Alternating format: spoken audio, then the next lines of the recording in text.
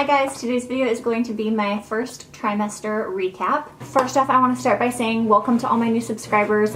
It makes me so happy every time that I get an email saying that I have a new subscriber. I'm so excited to see my channel growing and see that people are interested in watching our videos.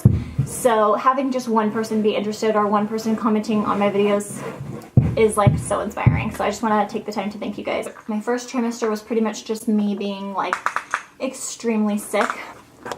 Let's go over all the details. I did, however, get footage throughout my first trimester of me like being really sick and doctor's appointments and stuff, so I'm going to be able to insert all that footage into this video, so it's not going to be just boring me sitting here talking. But say hi. This girl still has bedhead. Hi. But yeah, so with this pregnancy, if you guys don't know, this is my third pregnancy, but my first with my husband. And I have been so extremely sick with this baby, sicker than I was with both the girls. The morning sickness is just different this time. With my first, I was...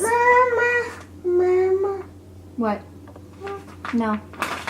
I've been the sickest this pregnancy than with my previous two. My first, I was like throwing up sick. Second, I didn't throw up at all. I was just really, really sick, but at designated times, like in the evenings I was super, super sick and that was it, but during the day I could keep it together.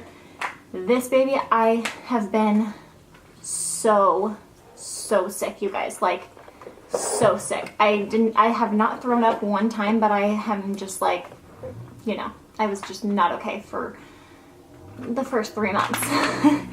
Also very, very hormonal, more than the other two.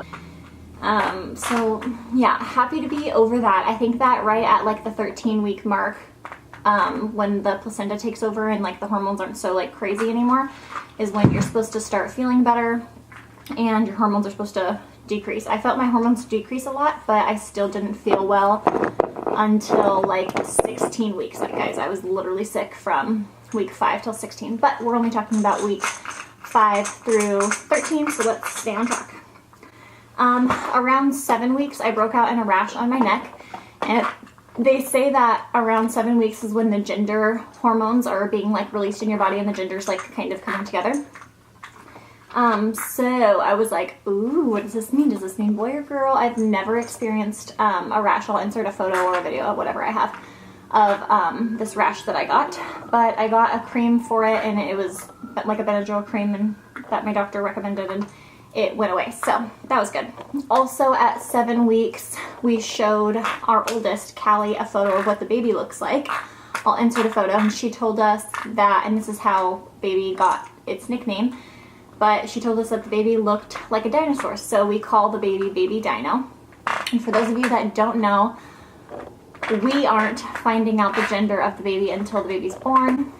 Oh, sorry, got unfocused there for a second. So Travis wants to wait until the baby's born to find out the gender, and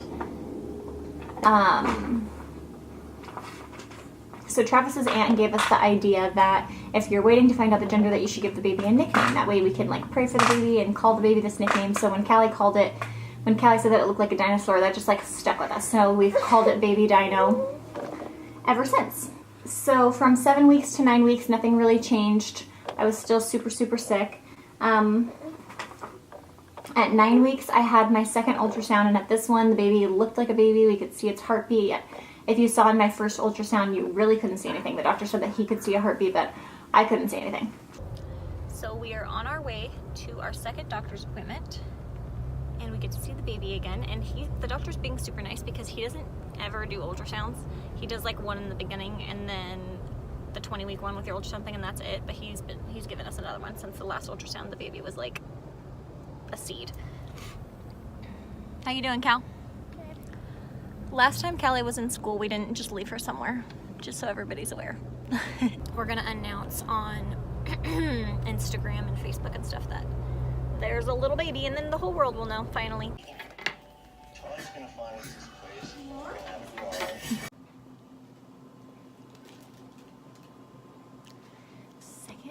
Ultrasound. I don't know if anybody got Travis's joke the last time we were here, but he said an old ultrasound, like L-O-L-D. I thought that was pretty funny. Got the warm gel for you.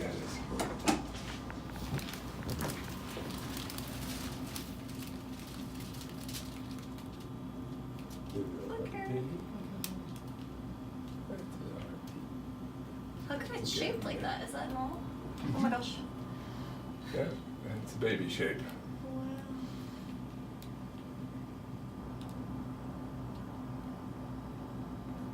So moving much a bigger. little. The little arm bends are moving. Oh my goodness. I'm gonna measure him or her. Let's see. We go from right down there. The top of it. I'd say almost 9 weeks. Okay. Yeah, we'll say 9. Okay. I would say September 27th.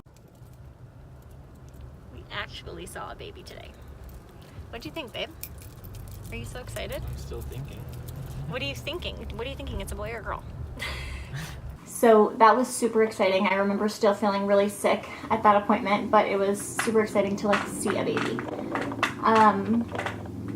10 weeks we did our first ever shopping for the baby. Walmart was having like their baby sale day, so we just went and splurged and bought a couple things for the baby. And then also at 10 weeks I did my blood work for genetic testing, and they rolled out any like signs of Down syndrome or anything like that. Those tests aren't like 100%, but it was just good to roll those out. And they also checked for gender, so one person knows the gender of the baby. Fast forward to 13 weeks.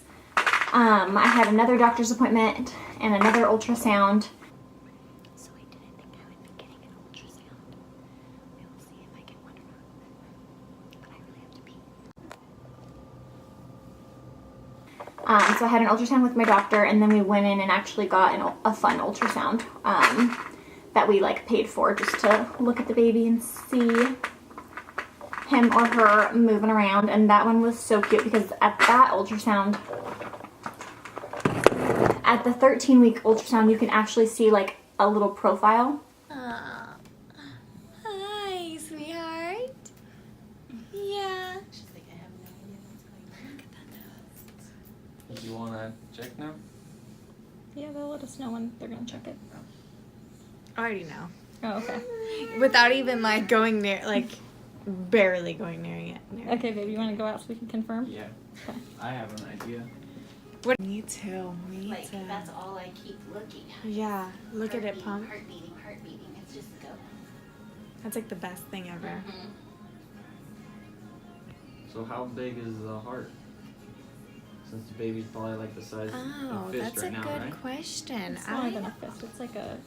It's 3 key or inches. something. Yeah. It's like 3 inches. So honestly, the heart, I don't know. That's a really good question. I wonder if it says it on like one of those apps. Like how Probably big does. the You could heart probably Seems like- Google it. Yeah. Seems like it would be pretty big for the... Yeah. Look at that. Hello. Oh, it's probably, I want to say maybe like the size of a pea. Mm-hmm. If the baby is like 3 inches, it could be the size of a pea. Hello. So that was super cute and exciting. Also at 13 weeks, I could feel the baby move for the first time. So you can't feel like, well, for me anyway, I couldn't feel kicks at this point, but I could just feel if the baby like turned, my belly would get hard in a certain area, or I would like feel pressure. 13 weeks, I was not feeling kicks yet, but just movement. If the baby turned or got into a different position, my belly would just kind of get hard in the area that the baby was at. Also, in my whole first trimester, I tried to exercise like maybe 3 times, but I was just not able to exercise because I was so sick.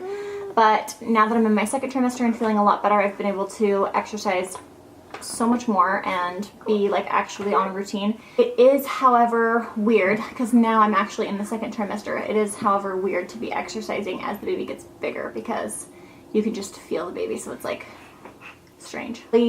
Hips, butt, thighs, tummy, hips, everywhere that like you would get stretch marks, or everywhere that I've gotten stretch marks. And then I just rub this stuff like literally all over my entire body. And this is just cocoa butter hand and body lotion, soothes, softens extremely dry skin. So that's what I do for my skincare. I was actually thinking about doing like either a day in the life of pregnant Autumn or pregnant Autumn's night routine, because I actually like to like pamper myself in the evenings and like do hair masks and face masks and rub myself down with oils and lotions and just like, you know, I do that quite often. I'd say that I do like a pregnant pampering 4 times a week. So if you guys would like to see that, go ahead and leave a comment down below. But yeah, thank you so much for watching this video, and my kid is kicking the wall. Thank you so much, guys, for watching this video, and I will see you in my next one. Thanks. You know what? Actually, hold the phone. I want to do a daily devotion in the end of all of my videos. So, you know what? I'm going to do one for, is it for the married people? The enemy is here to take what God has called good and make it bad. And we have to, as believers, not shy away from the issues, but step towards them and get what the Word of God says about them. So, really, really good. Sometimes the enemy tries to use the things that God made for good, for bad. That we as believers just have to dive deep into the Word of God and find our way to get through any obstacle that we're going through. So, I thought that would be fun if I share a daily devotion with you guys at the end of all of my videos. I hope you guys have the best day today, and I will see you in my next video. Thanks for watching. Bye.